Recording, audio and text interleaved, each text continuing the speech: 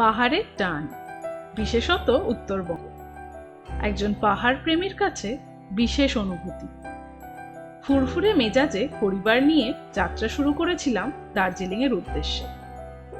এই যাত্রায় ছিল ট্রেন জার্নি, অসংখ্য হেয়ারপিন বেন্ড আর শুধুই চড়াই। সেই অভিজ্ঞতা আমরা আগের এপিসোডে শেয়ার করেছি। আজকের দিনটা আমরা কাটাবো দার্জিলিং শহরেই ঘোরাঘুরি করে। জায়গাগুলোর নাম কম বেশি সকলেরই জানা। চলুন তাহলে শুরু করা যাক।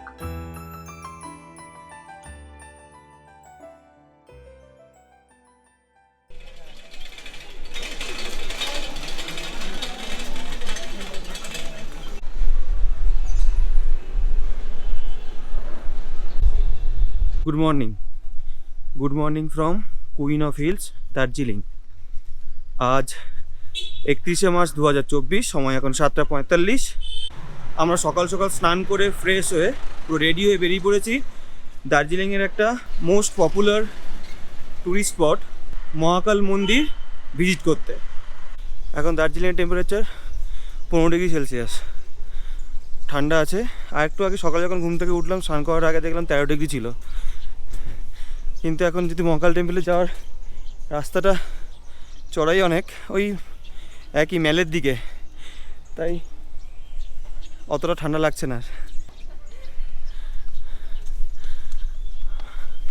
আকাশ পরিষ্কারই আছে, কিন্তু উপরের দিকটা পরিষ্কার, এদিকে হালকা একটা মেঘ দেখা যাচ্ছে। আবার ওয়েদার ফোরকাস্টে বলেছে আজকে নাকি আবার দুপুরের দিকে বা 11টা নাগাদ 10টা-11টা নাগাদ ঝড় বৃষ্টি আসার চান্স আছে। দেখি মহাকাল মন্দির থেকে নাকি আবার ভালো কাঞ্চনজঙ্ঘার ভিউ পাওয়া যায়। যদি মেঘ থাকে তাহলে তো সেই ভিউটা পাবো না, আর যদি না থাকে তাহলে আমরা তো নিজেরাও দেখতে পারবো, এটা আপনাদেরকেও দেখাবো। এই মহাকাল মন্দিরে যাওয়ার রাস্তাটা হচ্ছে আপনাকে ওই যে ম্যাল রোড এসছি, ম্যাল রোড হয়ে যেতে হবে। আর দার্জিলিং ম্যালের ঠিক ওই পাশেই বা পেছনেই বলছে এই মহাকাল মন্দিরটা পড়ে। কালকে আমরা এই রাস্তা দিয়েই ম্যাল রোডে গেছিলাম, তো কালকে যেভাবে এত ভিড় ঠেলে এগোতে হয়েছিল, এখন সকাল বলে একদম পুরো ফাঁকা। আর একটু পরে এই জায়গাটা চেনা যাবে না, পুরো ভর্তি হয়ে যাবে লোকজন।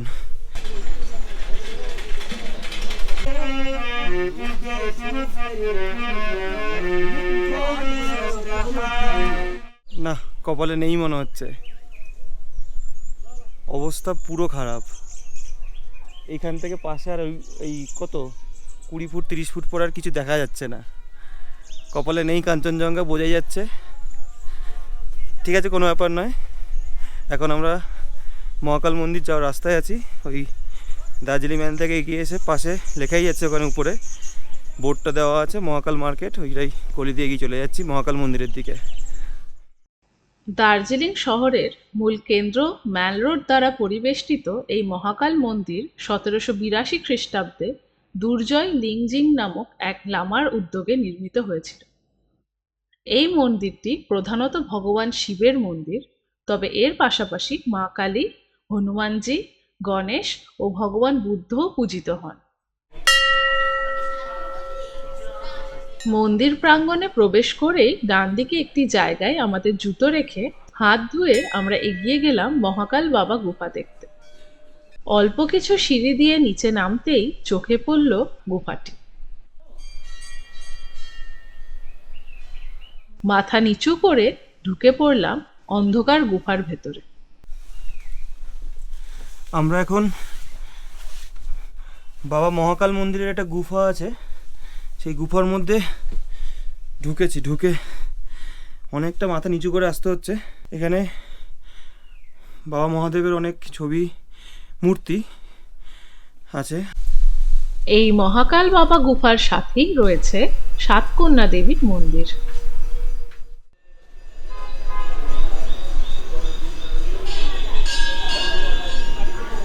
নিচে মহাকাল বাবার গুফা আছে, সেটা আমরা দেখে এলাম। এবার আমরা প্রসাদ কিনে নিলাম, এবার যাচ্ছি উপরে পুজো দিতে। উপরে একটা মন্দির আছে, সেখানে পুজো দিতে যাচ্ছি।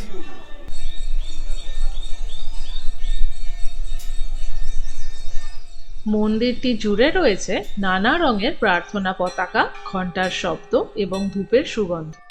যা মনের সমস্ত দুশ্চিন্তা নিমেষের মধ্যে দূর করে দেয়। ধর্মপ্রাণ পর্যটকেরা দার্জিলিংয়ে আসলে একবার হলেও এই মন্দির অবশ্যই দর্শন করেন। এই মন্দিরটিতে হিন্দু ও বৌদ্ধ উভয় ধর্মের মানুষেরাই প্রার্থনা করতে আসেন। বাকি পুণ্যার্থীদের সাথে আমরাও বসে পড়লাম পুজো দিতে। Agnim Prasambhavami, Ayatmanam Payo, Vedas Mastatam, Katalika Samaram, Karpuram to Prasipam, Arjatikam Kurdi, Vasimi Pardo Bhava.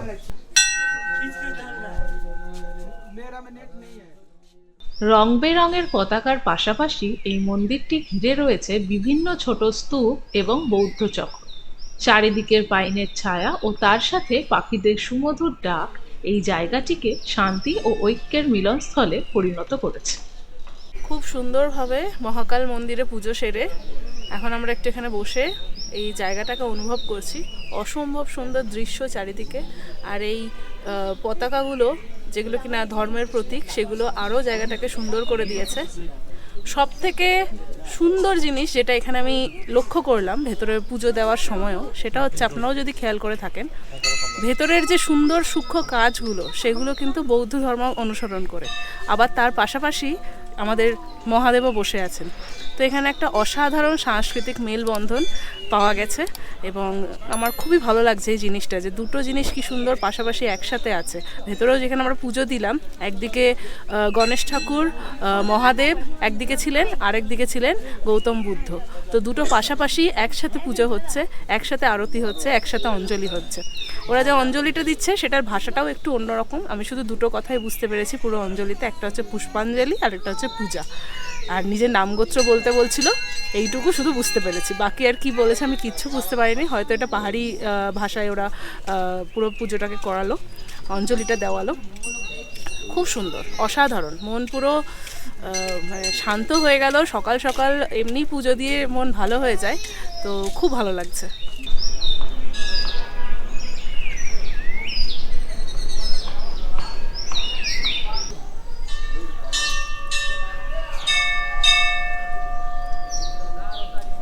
মহাকাল মন্দিরে একটা দুর্দান্ত সময় কাটানোর পর আর খুব সুন্দর একটা পুজো দেওয়ার পর আমরা এখন যাচ্ছি ব্রেকফাস্ট সারতে কেভেন্টার্সে। আর তারপরে ব্রেকফাস্টের পর আমরা যাব হচ্ছে দার্জিলিং যে সাইট সিনগুলো আছে সেই সাইট সিনগুলো কভার করতে।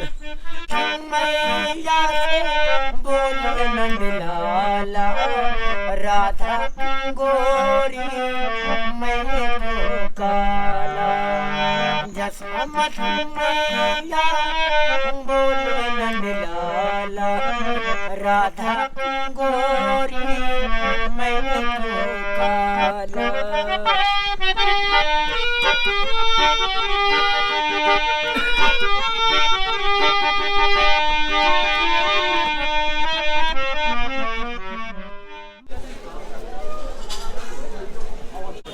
কেভেন্টার্সে তো এসে গেছি, কিন্তু পেছনে জাস্ট লাইনটা দেখুন কি লম্বা। তো লাইন দিয়ে খাওয়ার ইচ্ছে এবং সময় কোনোটাই আমাদের কাছে নেই। তো গ্লেনারিস দেখলাম ফাঁকা, তো আমরা আবার ব্যাক করছি গ্লেনারিসে আরেকবার খেতে। সেই গ্লেনারিস যেখানে কাল রাত্রে আমরা এসেছিলাম, আপনারা আগের এপিসোডে দেখেছেন। তো কালকে তো একদম এখানে লোক ভিড় একদম জনগণে ভরা ছিল। আজকে সেই জায়গাটা অনেকটাই ফাঁকা, ভিড় আছে কিন্তু অনেকটাই ফাঁকা। ভেতরেও তো দেখতে পাচ্ছি বেশ ফাঁকা, ওরকম ঠেলাঠেলি মারপিট অ্যাটলিস্ট করতে হচ্ছে না। তো ভালো লাগছে, তাই আমরাও একটু সুযোগ পেয়ে দুটো তিনটে ছবি তুলে নিলাম আর কি। ফাঁকা জায়গায় লোভ সামলাতে পারলাম না।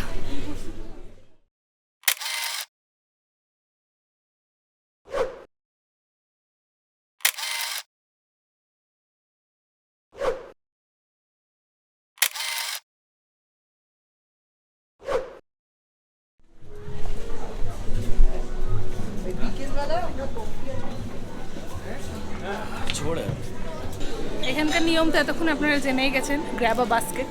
একটা বাস্কেট নিয়ে নিলাম।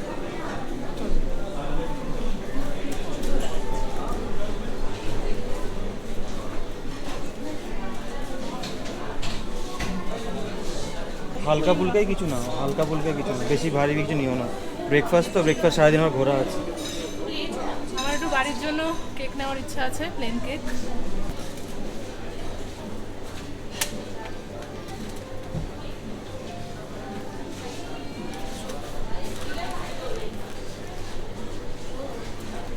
গার্লিক ব্রেড খেয়ে নিই একটা, স্মলটা নিয়ে নিই।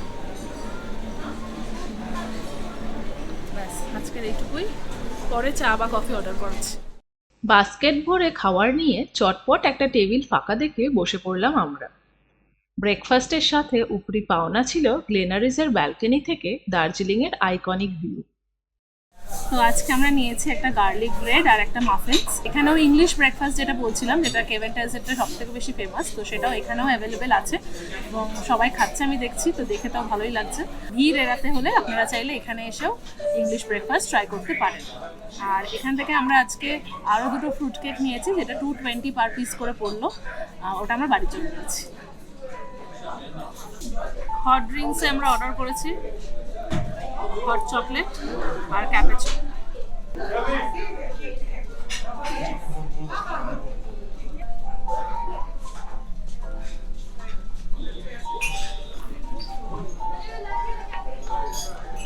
খুব ভালো লাগে, আমার কফি খেতে খুব ভালো লাগে, তো ক্যাপুচিনো আমার ওয়ান অফ মাই ফেভারিটস। তো বেশ ভালো টেস্ট, খুবই ভালো টেস্ট।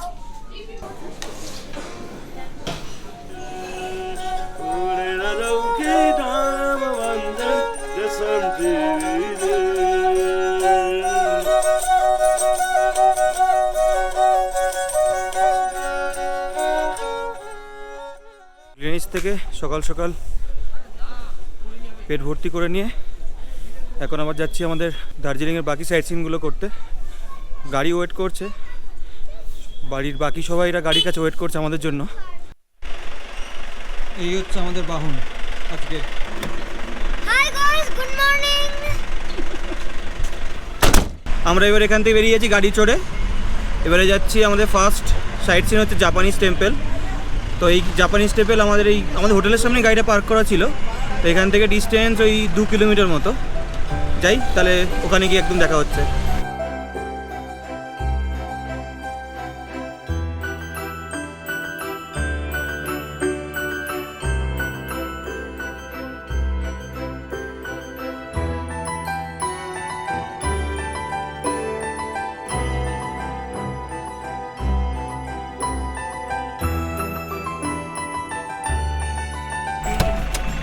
সময় এখন সকাল 10:05।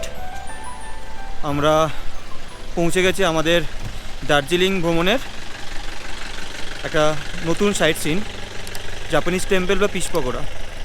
টেম্পারেচার এখানে মোটামুটি ভালোই আছে, অতটা ঠান্ডা নেই। এখন 10টা বাজে বলে একটু রোদটা বেরিয়ে গেছে বলে অত ঠান্ডা লাগছে না, একটু আগে ভালোই ঠান্ডা লাগছিল।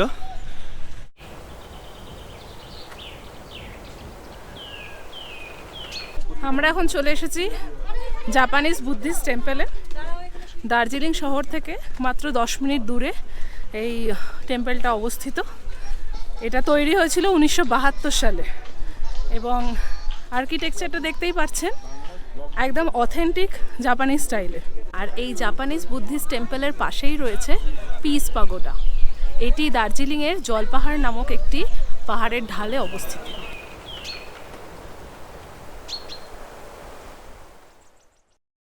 এই পিস পাগোডাটি সমস্ত জাতি এবং ধর্মের লোকেদের বিশ্ব শান্তির সন্ধানে একত্রিত করার জন্য ডিজাইন করা হয়েছে। উঁচু পাইন গাছ এবং সবুজ পাহাড় দ্বারা বেষ্টিত এই পিস পাগোডাটি একটি নির্মল এবং শান্তিপূর্ণ পরিবেশ তৈরি করে, যা আপনার সম্পূর্ণ ক্লান্তি দূরে সরাতে সাহায্য করে।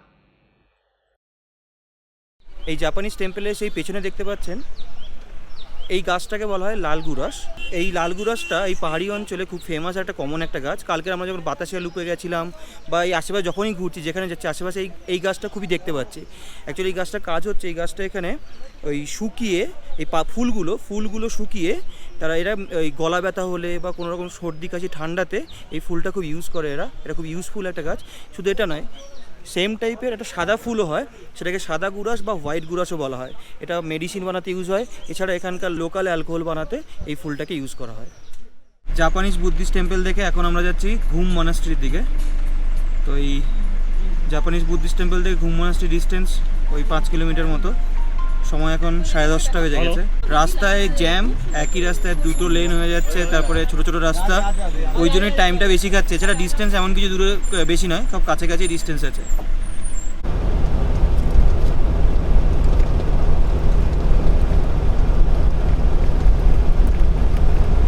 ঘুম মনাস্ট্রিটা যেতে গেলে ঘুম স্টেশন অবধি যেতে হবে না, তার বেশ কিছুটা আগেই পড়বে।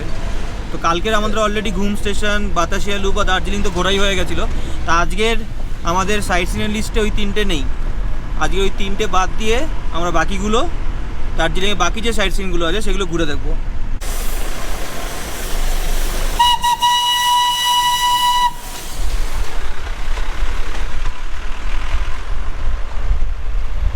চলে এসেছি আমরা ঘুম মনাস্ট্রিতে। এবারে কি চলে এসেছি ঘুম মনাস্ট্রিতে? Yes, yes, yes. আচ্ছা চলো তাহলে যাওয়া যাক এবারে। Okay, first মামাই দরজাটা খুলো guys. মেন রোড থেকে গেট দিয়ে একটু নিচে নেমে এলেই চোখে পড়লো ঘুম মনাস্ট্রি। এখন আমরা দাঁড়িয়ে আছি ঘুম মনাস্ট্রির সামনে। এই ঘুম মনাস্ট্রি দার্জিলিং শহর থেকে মাত্র 6 কিলোমিটার দূরত্বে। এই ঘুম মনাস্ট্রি সামতেন কোলিং মনাস্ট্রি নামেও পরিচিত। 1875 সালে লামা শেরাব গায়াস্তো এই মনাস্ট্রি নির্মাণ করেছিলেন। বেশ উঁচু একটি মৈত্রেয়া বুদ্ধর মূর্তি হলো এই মনাস্ট্রির প্রধান আকর্ষণ। যদিও বা আমরা যখন যাই মেরামতির জন্য মূর্তিটি ঢাকানো ছিল। এই মনাস্ট্রির শান্ত পরিবেশ আপনার মনকে অবশ্যই ছুঁয়ে যাবে। আমরা এখানে বসে একটু সময় কাটাচ্ছি। আমার পার্সোনালি মনাস্ট্রি ঘুরতে খুব ভালো লাগে, তো বেশ ভালো লাগছে এখানে এসে।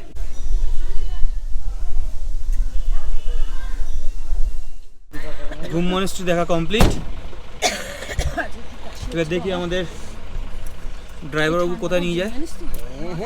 আবার বেড়ে গেল। এবার তাহলে কোথায় যাবো আমরা? रॉक गार्डन जाएंगे तो फिर चलते हैं रॉक गार्डन अभी। এই ঘুম মনাস্ট্রি থেকে মোটামুটি রক গার্ডেনের ডিস্টেন্স ওই 7 কিলোমিটারের মতো। রক গার্ডেন জায়গাটা যতটা সুন্দর তার থেকেও সুন্দর এই জার্নিটা হবে। রাস্তাটার চারদিকে যা প্রাকৃতিক সৌন্দর্য আমরা দেখতে পাবো, আমি নিজেরাও দেখবো আর আপনাদেরকেও দেখাবো, সেটা মনে রাখার মতো। এই চার পথে চা বাগান পড়বে, একটা চা বাগান এই অরেঞ্জ টি গার্ডেন বলে আছে, অরেঞ্জ ভ্যালি টি গার্ডেন বলে। এটা অরেঞ্জ ভ্যালি টি গার্ডেন নামটা, অরেঞ্জ ভ্যালি টি গার্ডেন না? হ্যাঁ, তো অরেঞ্জ ভ্যালি টি গার্ডেন এক পড়েগা। সরি বাংলা কেন ইংলিশ হিন্দি বলছি। তো যাওয়ার পথে অরেঞ্জ ভ্যালি টি গার্ডেন আছে একটা, ওইটা দেখবো। ওটাও সুন্দর একটা জায়গা, যাওয়ার রক গার্ডেন যাওয়ার পথে দেখবো। একদম রোদ ঝলমলে দুপুরবেলা। প্রায় 10 মিনিট ধরে দাঁড়িয়ে আছে এই লাইনে। সামনে কোথাও হয়তো গাড়ি আটকে গেছে হয়তো। বেশ অনেকক্ষণ দাঁড়ানোর পর এই আরও কয়েকটা গাড়ি, 4-5টা গাড়ি উল্টো দিক থেকে ক্লিয়ার হওয়ার পর এবার আমার গাড়ি একটু একটু করে এগোচ্ছে।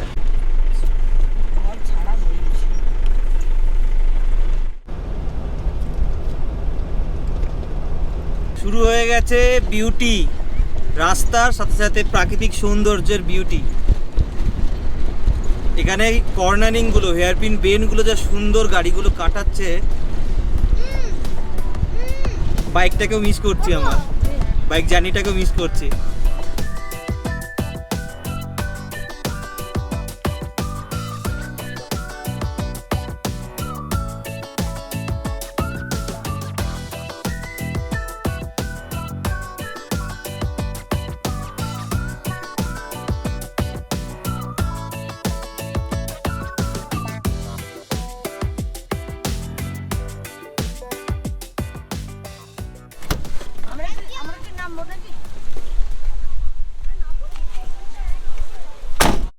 দার্জিলিং শহর থেকে প্রায় 10 কিলোমিটার দূরত্বে অবস্থিত এই রক গার্ডেন হলো একটি অত্যন্ত জনপ্রিয় পর্যটন স্থান। এখানকার সবুজ প্রাকৃতিক সৌন্দর্যের জন্য বছরের প্রায় সময় এখানে প্রচুর মানুষের ভিড় লেগেই থাকে।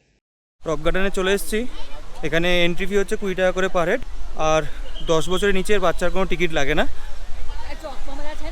রাস্তাটা অসাধারণ ছিল, দেখলেনই ভিডিওতে।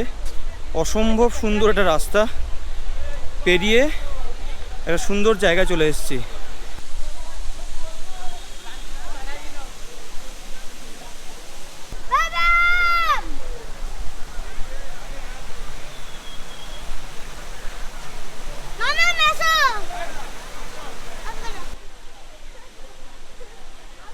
রক গার্ডেন হচ্ছে এই দার্জিলিংয়ের one of the most popular tourist places. আর এখানে তাই জন্য প্রচুর লোকের ভিড়ও, প্রচুর ভিড় লোকের। রক গার্ডেন দিয়ে ভেতরে ঢুকলেই সবার আগে চোখে পড়বে আপনার খুব সুন্দর একটা প্রাকৃতিক জলপ্রপাত, অসাধারণ একটা দৃশ্য। আর তারপরে পাহাড়ের ঢাল বরাবর সুন্দর রাস্তা করে দেওয়া আছে, রাস্তা বরাবর এগিয়ে আসলে কত সুন্দর সুন্দর ফুলের বাগান, গাছপালা, মানে একদম সবুজে ভরা একটা বাগান। থেকে ভালো ব্যাপার যেটা এখানে হচ্ছে, একটু ওঠার পর আপনাকে একটা বসার জায়গা, একটা স্টেপ মতো করে দেওয়া আছে, যেখানে আপনি বসতে পারবেন, বেঞ্চ দেওয়া আছে, গাছ দেওয়া আছে, গাছের ছায়া আছে, সুন্দর বসতে পারবেন, বসে সময় কাটাতে পারবেন, খাওয়া দাওয়া করতে পারবেন, পিকনিকও করতে পারবেন। রক গার্ডেনে এত খোলামেলা জায়গা পেয়ে আমাদের হৃদান বাবুর এনার্জি হঠাৎ এত বেড়ে গেল যে তাকে সামলানোই দায় হয়ে উঠেছিল।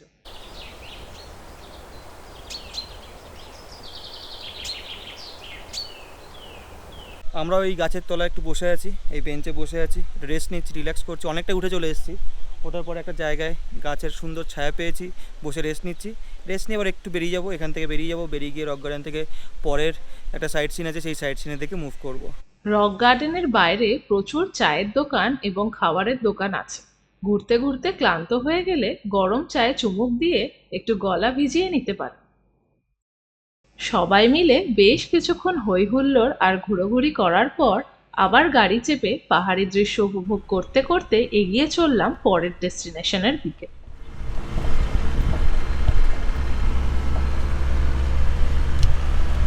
এইটাই হচ্ছে অরেঞ্জ ভ্যালি টি গার্ডেন। এই রক গার্ডেন থেকে আমরা এখন যাচ্ছি রোপওয়ের দিকে। রোপওয়ে যাওয়ার আগে আমরা হ্যাপি ভ্যালি টি গার্ডেনেও ঢুকবো। রক গার্ডেন থেকে আমাদের রোপওয়ের ডিস্টেন্স ওই 10 কিলোমিটার। এখন আশা করি আধা ঘন্টা 40 মিনিটের মধ্যে পৌঁছে যাবো।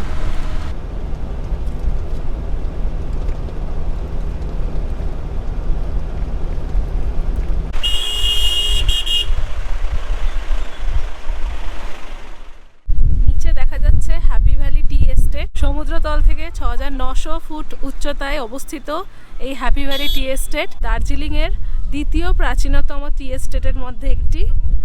ওই যে দেখতে পাচ্ছেন, ওই যে ওদিক থেকে আমরা এসেছিলাম, ওই রক গার্ডেন ওই দিকটা পরে, ওদিক থেকে আমরা এসেছিলাম। এসে এখন আমরা যাচ্ছিলাম এই দিকে, আমাদের রোপওয়ের দিকে। তো যাওয়ার পথে এই হ্যাপি ভ্যালি টি গার্ডেনটাই পড়ে। তো এই যে এরিয়াগুলো দেখতে পাচ্ছেন, এগুলো সব এদিক থেকে শুরু করে এই পার্টে, এগুলো সব হচ্ছে হ্যাপি ভ্যালি টি গার্ডেন। তো হ্যাপি ভ্যালি একটা কোম্পানি, তাদের আন্ডারে এই টি গার্ডেনগুলো। আর এই নিচে এই জায়গাটায় এখানেই আছে কারখানাটা। এই হ্যাপি ভ্যালি টি এস্টেটে কারখানা আছে, সেখানে চা তৈরি হয়। আপনারা চাইলে ভিজিট করতে পারেন, চা কিভাবে তৈরি হয় সেটাও সেখানে দেখানো হয়। হ্যাপি ভ্যালি টি গার্ডেন থেকে এগিয়ে যাচ্ছি এবার আমরা রোপওয়ের দিকে।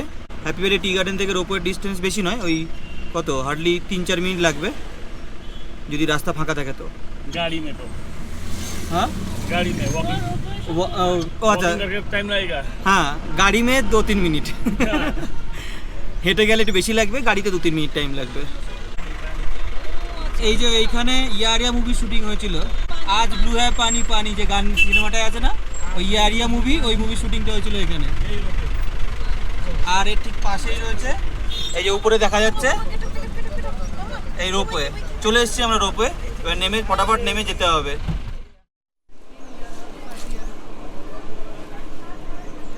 খুব শখ করতে এসেছিলাম রোপওয়ে চড়তে সবাই মিলে।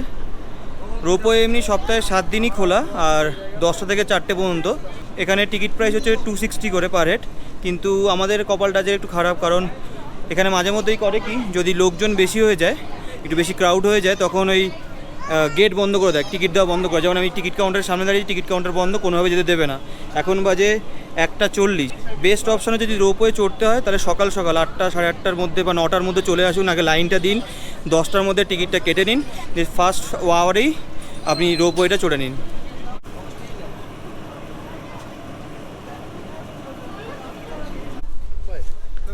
চড়া তো হলো না আমাদের রোপওয়ে।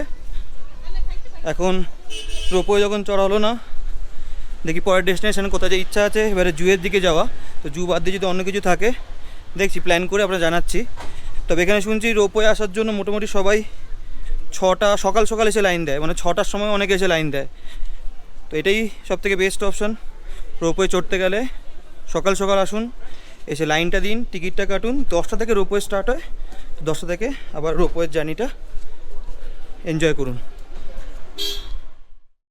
রোপওয়েতে চড়া হলো না, তাই জন্য 2টো বাজছে ঘড়িতে দেখলাম। তো আমরা লাঞ্চ করতে ঢুকেছি, পাশেই একটা রেস্টুরেন্ট। খাবার সবার চলে এসছে। আমরা অর্ডার করেছি fried rice, chicken fried rice, আর তার সাথে চিলি চিকেন। বাপির জন্য আছে ফিশ থালি, মায়ের জন্য ফিশ থালি, আর আমাদের হৃদানের জন্য ফিশ থালি। আর দিদি নিয়েছিল চিকেন চাউমিন, যেটা সবার আগে পেয়েছিল বলে অলমোস্ট শেষ করে দিয়েছে।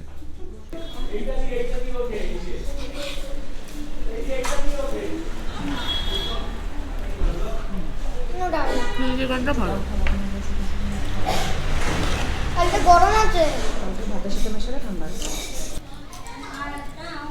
টেস্টগুলো কিন্তু এমনি ভালো আছে, কিন্তু একটা প্রবলেম হচ্ছে এখানে খাবারে খুব সয়া সস দেয়। ভাতেও আমাদের ফ্রাইড রাইসেও সয়া সস দিয়েছে, একটু বেশি অতিরিক্ত আছে। চিকেন চাউমিনেও সয়া সস অনেকটাই দিয়েছে, কালো হয়ে গেছে তাই জন্য খাবারগুলো। ফিশ থালি কেমন খাচ্ছ? না, বেশ ভালো খাচ্ছি, খুব ভালো খাচ্ছি, রান্না বান্না বেশ সুন্দর। লাঞ্চ কমপ্লিট করে নিয়ে এবার আমরা বেরিয়ে যাব, জু দেখতে যাব। কিন্তু জু দেখার আগে এখানে অ্যাকচুয়ালি এই রোপওয়ে থেকে যে ভিউটা পাওয়া যায়, টি গার্ডেনের ভিউটা পাওয়া যায়, প্যাটাবুং টি গার্ডেন বলা হয় ওটাকে। তো ওই টি গার্ডেনটাই দেখতে যাব এখন, দেখে তারপর ওখানে জুতে যাব। এই রোপওয়েটা 1968 সালে খোলা হয়েছিল, আর এটা হচ্ছে আমাদের ভারতবর্ষের সবথেকে পুরনো কেবিল কার সিস্টেম যেটা বলা যেতে পারে। আর এই কেবিল কার সিস্টেমে করে আপনারা এখান থেকে পুরো সুন্দর একটা পাহাড়ের, চা বাগানের একটা সুন্দর ভিউ পাবেন। এই রোপওয়ে থেকে আর একটু এই গেলেই, কিছুটা বেশি নয়, 2-3 মিনিট এই গেলেই প্যাটাবুং টি এস্টেটটা পড়ে। পতাবুং। ও কি? পতাবুং। পতাবুং, স্পেলিংটা কিন্তু PATTABONG। তো আমি পতাবুং হয় না? পতাবুং। ওকে, তো পতাবুং, দাদা লাগিয়ে মাথা। পতাবুং ওই টি গার্ডেনের দিকে এগোচ্ছি।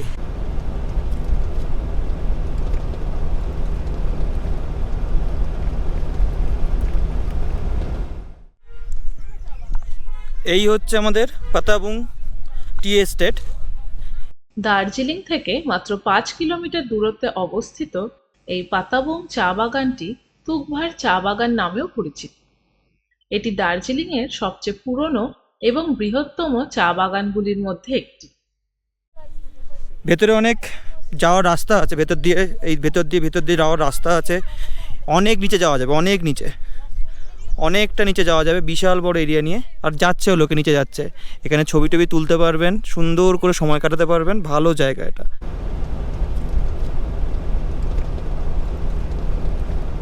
টি এস্টেট থেকে আমরা এবারে যাচ্ছি ওই জুয়ের দিকে, দার্জিলিং জু যেটাকে বলে।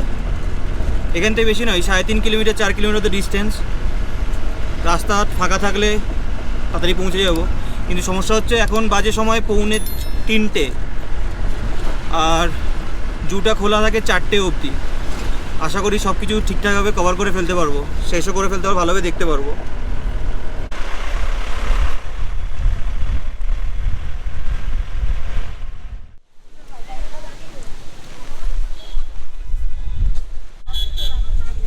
টিকিটের ভেতরে চলে এসেছি। টিকিট পড়েছে 110 টাকা করে পার হেড ইন্ডিয়ানদের জন্য।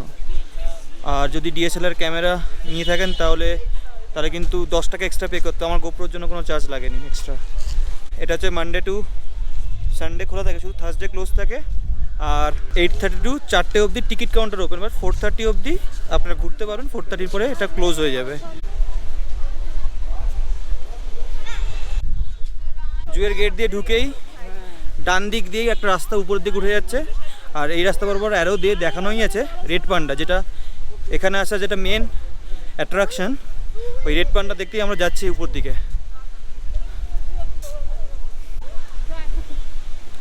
ওই যে ওখানে দেখা যাচ্ছে রেড পান্ডা বসে আছে।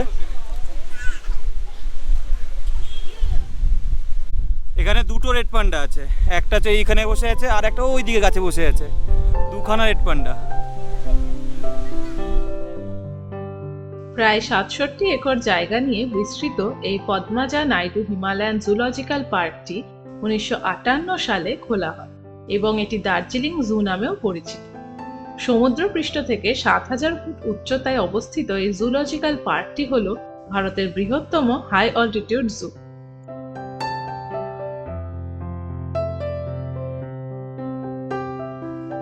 লেপার্ড ক্যাট দেখে আবার আমরা মেন গেটের কাছে চলে এলাম। এখান থেকে এবার আমরা বাম দিকে চলে গেলাম বাকি অ্যানিমালস দেখার জন্য। সবার আগে চোখে পড়লো বেশ কিছু হার্বিভোরস, যেমন হিমালয়ান গোরাল, হিমালয়ান টার, হরিণ ইত্যাদি।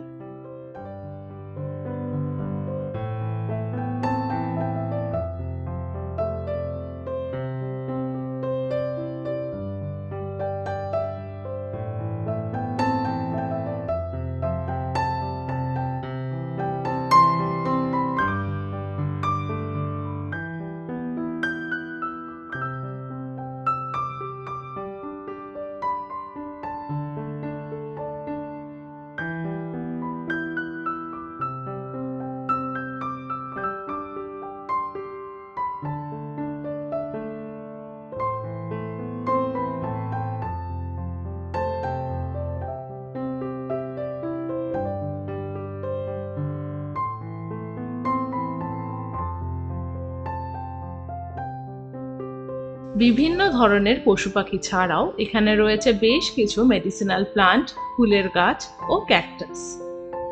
এছাড়াও এখানে একটি মিউজিয়াম রয়েছে যেখানে অনেক প্রজাতির পশু পাখিকে প্রিজার্ভ করে রাখা আছে।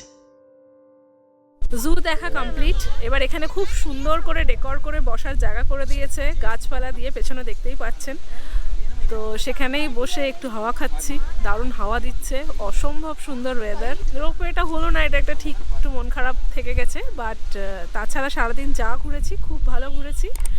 রোপওয়ে যে চড়তে পারিনি তার একটু আফসোস হয়তো আছে, কিন্তু বাকিগুলো যেগুলো ঘুরেছি সেগুলো এতটাই সুন্দর ঘুরেছি যে মনে কোনো দুঃখ না নিয়েই বাড়ি ফিরতে পারবো আনন্দ নিয়ে। আমাদের সারাদিন তো অসাধারণ কাটলো, খুব এনজয় করেছি আমরা নিজেদের পরিবারের সাথে। আপনাদের ভিডিও কেমন লাগলো অবশ্যই কমেন্ট করে জানাবেন। জু দেখা কমপ্লিট, আমাদের দার্জিলিংয়ের সাইট সিনও পুরো কমপ্লিট। এবারে আমরা আবার যাচ্ছি আবার দার্জিলিং মেল ঘুরতে। কালকের অলরেডি দার্জিলিং মেলে গেছিলাম, আজকের আবার দার্জিলিং মেলে যাচ্ছি। দার্জিলিং এসেছি, দার্জিলিং মেল যাব, বারবার যাব, বহুবার যাব। Yes. Yes, okay, We love Darjeeling Man. তো লেটস গো। Yay! এখান থেকে বেশি দূর নয়, ওই হার্ডলি বললো যে 2-3 মিনিট লাগবে গাড়িতে।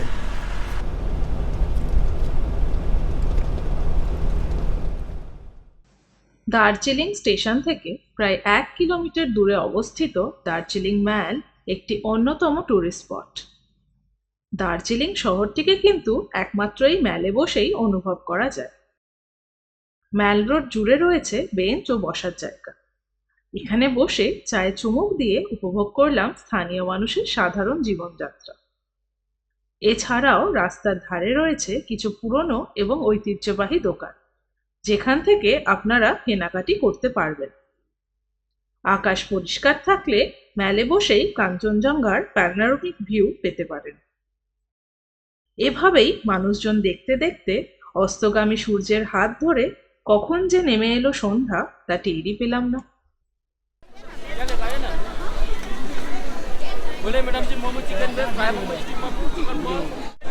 आइए चाय coffee lemon tea Darjeeling T flavour T গরম गरम गरम तो घर में होता है। অনেকক্ষণ ধরে দার্জিলিং মেলে সময় কাটাচ্ছি, খিদে পেয়েছে খুব, তাই স্ট্রিট ফুড ট্রাই করছি। এখানে একটা একটা করে সবাই শুরু করলাম, সবাই সেলুটি থেকে শুরু করলাম, এরপরে একটা একটা করে যতগুলো সম্ভব ট্রাই করব। সেটা ঠান্ডা হয়ে গেছে, এমনি ভালো লাগছে, বেশ সুন্দর, খারাপ লাগছে না। এটা চাল দিয়ে আর সুজি দিয়ে বানায়, মিষ্টি খেতে। ঠান্ডা হয়ে গেছে বলে একটু শক্ত হয়ে গেছে, বাট টেস্টটা খুব সুন্দর। 2 টাকা করে নিল।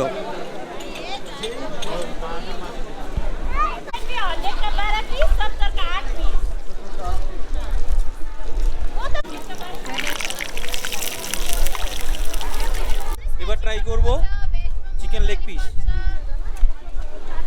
100 টাকা করে একটা। এখানে আরো অনেক কিছু আছে, এই যে ड्रम स्टिक, ये क्या है? Cheese ball, chicken ball. और ये कितने कर का है? 100 पे 12, ये 100 पे 4, ये 100 पे 3। चिकन मोमो 70 पे कितना आता है? 8 पीस। ठीक है, ले जाएंगे।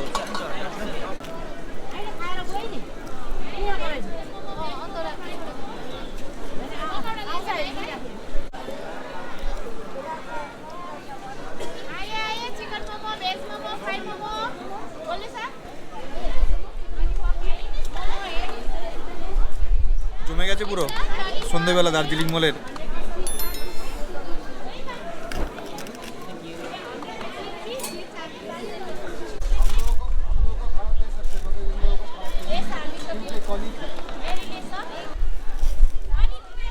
चिकन मोमो वेज मोमो শেল রুটি আর লেগ পিস ট্রাই করার পর এখন বাড়ির জন্য চিকেন বল আর 2 প্যাকেট মোমো নিয়ে এগিয়ে যাচ্ছি এবার হোটেলের দিকে। হোটেলে গিয়ে সবাই মিলে এটা ট্রাই করবো, খাবো। আর সারাদিন তো খুব ঘোরা হলো, সবাই মিলে খুব মজা করলাম। কাল আমরা এই দার্জিলিং থেকে বেরিয়ে যাব। দার্জিলিং থেকে যাওয়ার পথে মানে দার্জিলিং থেকে বাড়ি ফেরার পালা কালকে, কিন্তু যাওয়ার পথে আমরা মিরিক ঘুরে যাব। মিরিকের সৌন্দর্য, মিরিকের সাথে সাথে লেপচা জগৎ হয়ে সব কিছু সৌন্দর্য উপভোগ করতে করতেই ফিরবো।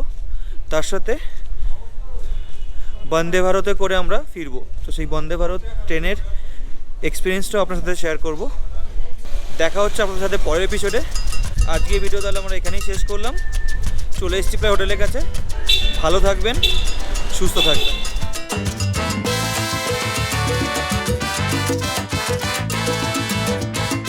আমি অহনা, আমি অভিক। আপনারা দেখছেন আমাদের channel travel with Ahana Abhik. আমাদের ভিডিওগুলো কেমন লাগে অবশ্যই কমেন্ট করে জানাবেন। ভিডিওগুলো ভালো লাগলে লাইক, শেয়ার এবং সাবস্ক্রাইব করবেন। সাবস্ক্রাইব করার সময় বেল আইকনটা অবশ্যই প্রেস করবেন ইনস্ট্যান্ট নোটিফিকেশনের জন্য। ভালো থাকবেন, সুস্থ থাকবেন।